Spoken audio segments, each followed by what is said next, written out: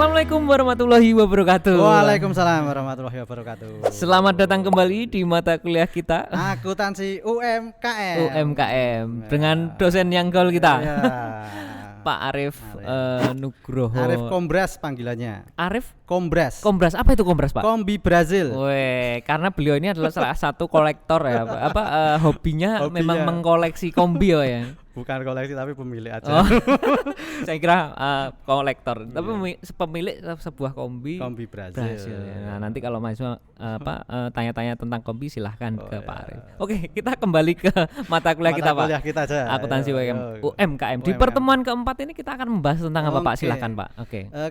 Pertemuan keempat ini kita masih ada kaitannya dengan yang pertemuan sebelumnya di pertemuan 3 bahwasanya kita masuk ke perlakuan akuntansi untuk UMKM ya. Oke. Terus nanti saya singgung sedikit tentang koperasi seperti itu ya. Bagaimana memperlakukan akuntansi dalam UMKM ya, Pak? Okay. Koperasi dan sebetulnya SME itu sama dengan yang UMKM ya, seperti itu. Oke ya. Oke, kemudian, Pak.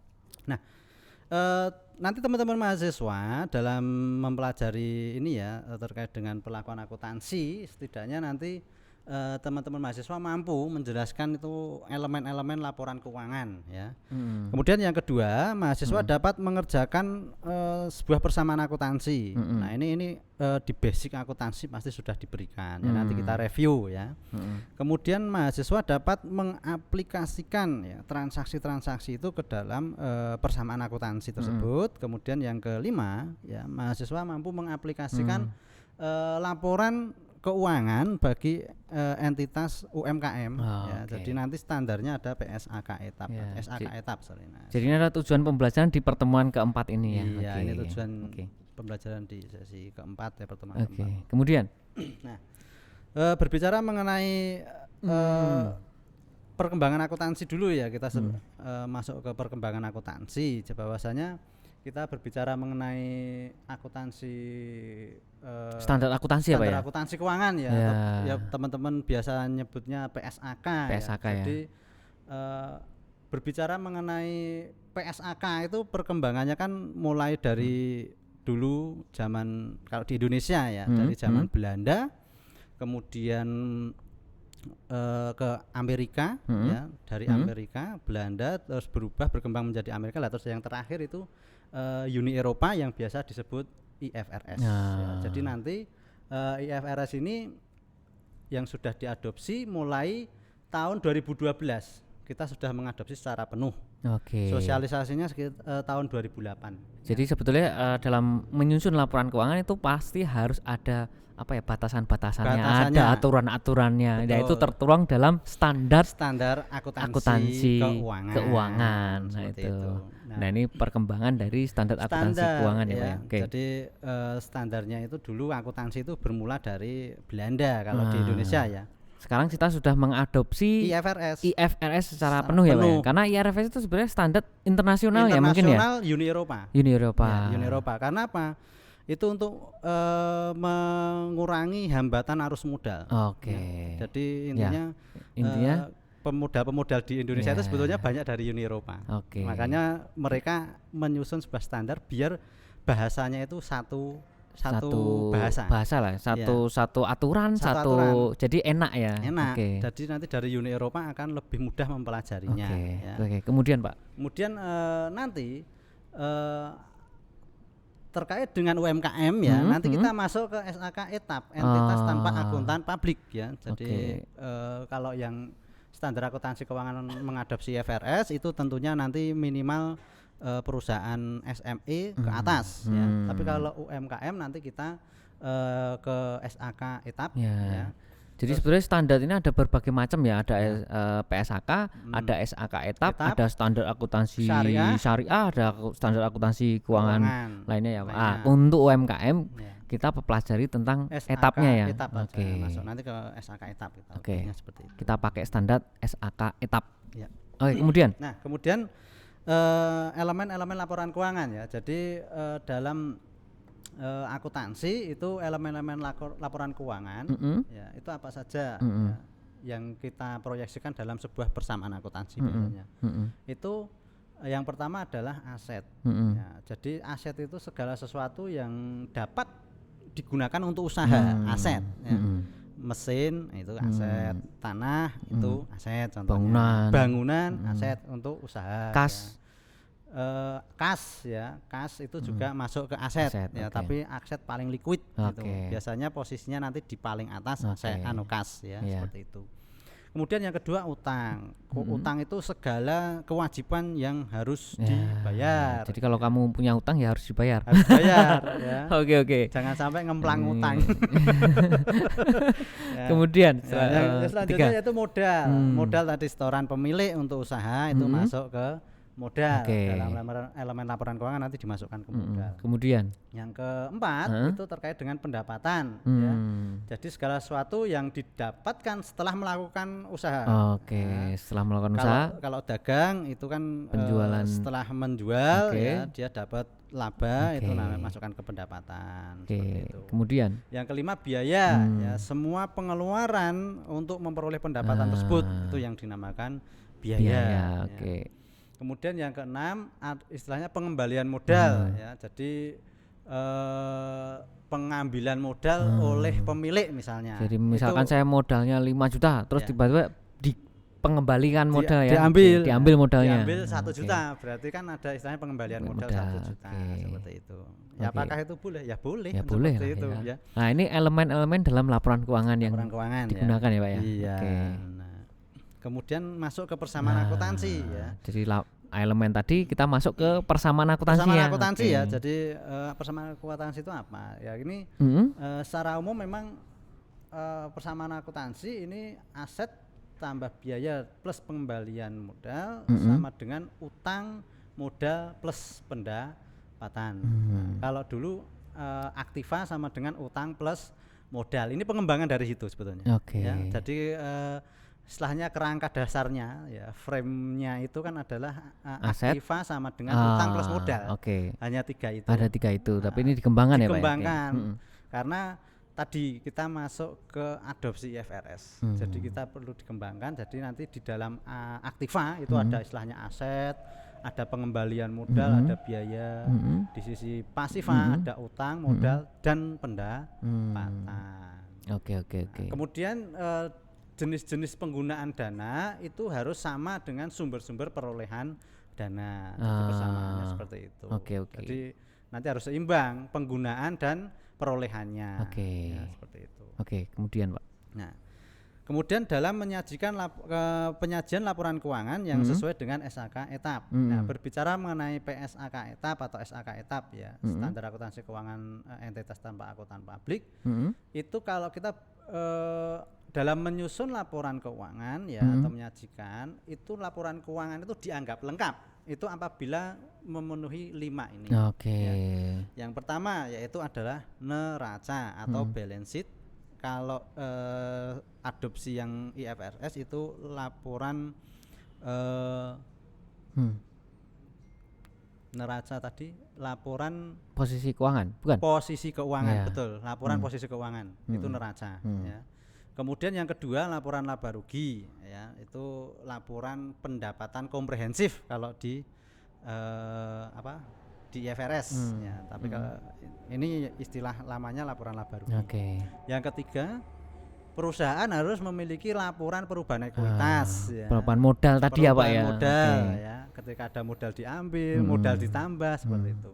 Yang keempat itu perusahaan memiliki laporan arus kas atau menyusun laporan arus kas ya. Kemudian yang kelima catatan atau laporan keuangan atau CALK ya. Jadi kita UMKM harus sesuai dengan PSAK etap ya. Ada 5 ini, harus ada 5 ini ya, kemudian kemudian selanjutnya dalam melakukan identifikasi laporan keuangan itu kita harus menentukan siapa nama entitasnya.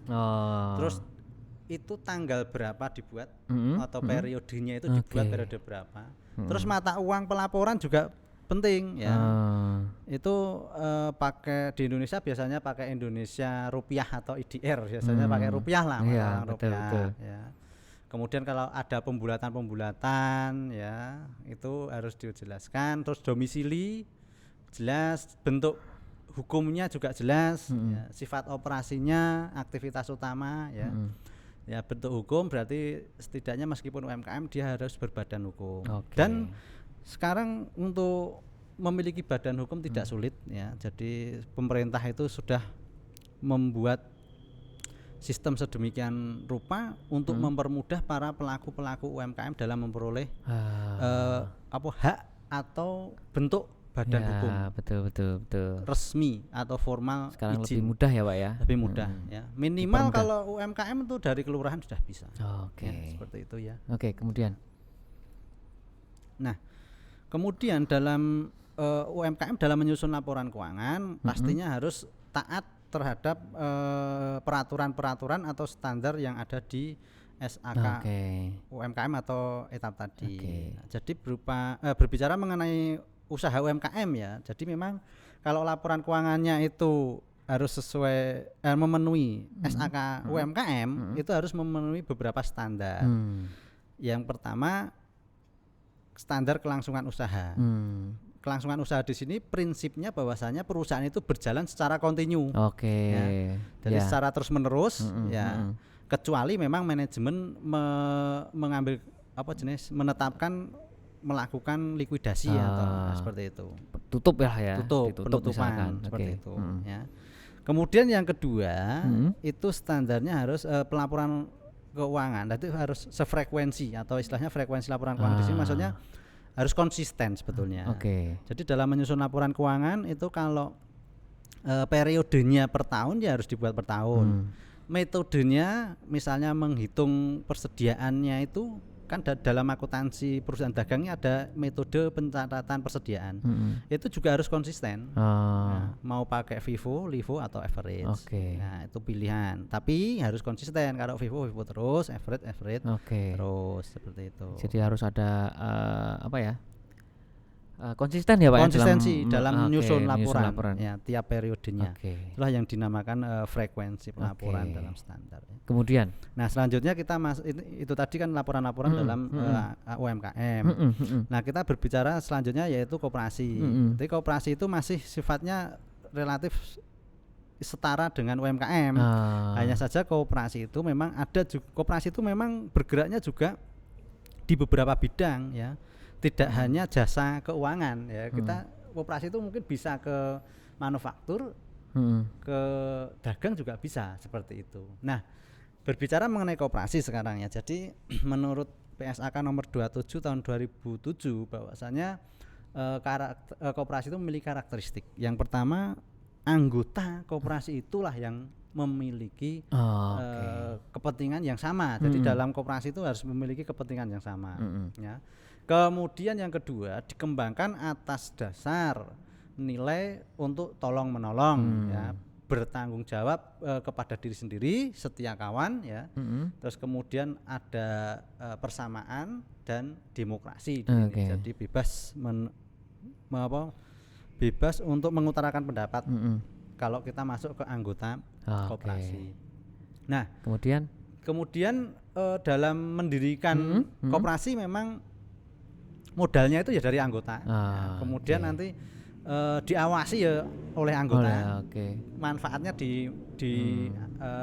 diatur oleh anggota juga. Oleh anggota, manfaatnya untuk anggota istilahnya. Jadi didirikan, dimodeli, dibiayai, diatur, diawasi, dimanfaatkan oleh anggota ya Pak ya.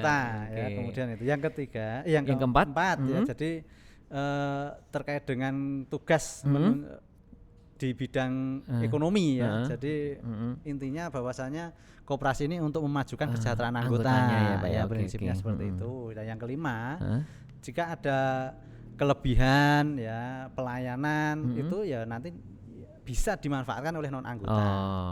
Ya. Ini adalah karakteristik dari koperasi ya, ada 5 poinnya.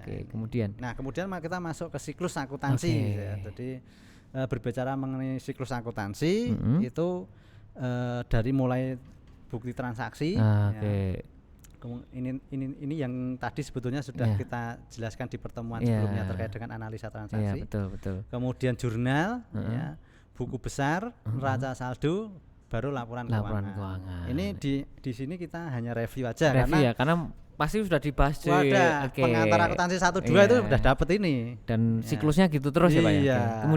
Kemudian apa sih manfaatnya? Siklus untuk akuntansi UMKM ya. Jadi nanti siklus ini sangat bermanfaat untuk UMKM. Yap. Yang pertama apa? Bisa menyampaikan informasi yang berguna untuk perencanaan bisnis. Ya, tadi UMKM itu kan tidak mungkin kita hanya stagnan, pasti akan butuh berkembang. Ya pemiliknya itu kan ingin lah berkembang lah seperti itu. Dari laporan keuangan akan bisa membuat kita lebih mudah untuk mengambil keputusan yang lebih benar ya, Pak. Ya, yang lebih tepat lah seperti itu. Kemudian yang kedua, mengetahui posisi keuangan usaha tadi ya. Ya, benar-benar. Sudah disinggung. Kemudian yang ketiga ya, memberikan gambaran neraca perusahaan. Ya, posisi keuangan juga ya. Kemudian yang keempat, mempermudah perhitungan pajak ya yang diperlukan ya. Iya, karena kita sebagai orang yang berada di dalam negara ya kita harus taat pajak juga ya, Pak. Tapi ya itu jangan sampai kita terbebani pajak. Jadi kita sebagai pelaku UMKM memang ada dua ya. Ada dua dilematisnya di situ ya. Betul. Jadi kita jangan sampai terbebani. Ya memang pemerintah sebetulnya berbicara mengenai pajak itu sudah mendesain sedemikian rupa biar tidak terlalu memberatkan pelaku UMKM. Makanya kita harus tahu cara penghitungan pajak agar supaya kita itu sebetulnya bisa melaporkan pajak dengan cara yang tidak menyalahi aturan tapi itu tidak memberatkan kita. Tapi kalau kita nggak tahu cara pelaporannya, nanti seolah-olah kita tuh takut karena kita nggak tahu caranya. Oke, gitu. Kemudian Pak. Kemudian yang kelima ya, jadi menyediakan informasi kinerja tadi ya. Kinerja usaha. Oke, ini adalah manfaat dari siklus akuntansi di dalam UMKM. Kemudian Pak. Kemudian kita masuk ke koperasi lagi. Jadi komponen laporan keuangan dalam koperasi. Ini masih ada sambungannya dengan yang tadi sebetulnya. Yang terakhir ini komponennya ya Pak ya. Jadi komponen laporan keuangan koperasi itu yang pertama terdiri dari perhitungan hasil usahanya, laporan arus kas, perubahan ekuitas, neraca dan laporan promosi ekonomi anggota. Jadi berisi manfaat ekonomi pembelian barang, manfaat ekonomi pengolahan, pemasaran dan seterusnya sampai pembagian SHU. Nah itu topik yang kita di pertemuan keempat ini ya Pak ya. Oke, mungkin cukup sampai di sini dulu Pak Arif. Terima kasih. Sampai jumpa di pertemuan kelima di minggu depan. Assalamualaikum warahmatullahi wabarakatuh. Waalaikumsalam warahmatullahi wabarakatuh.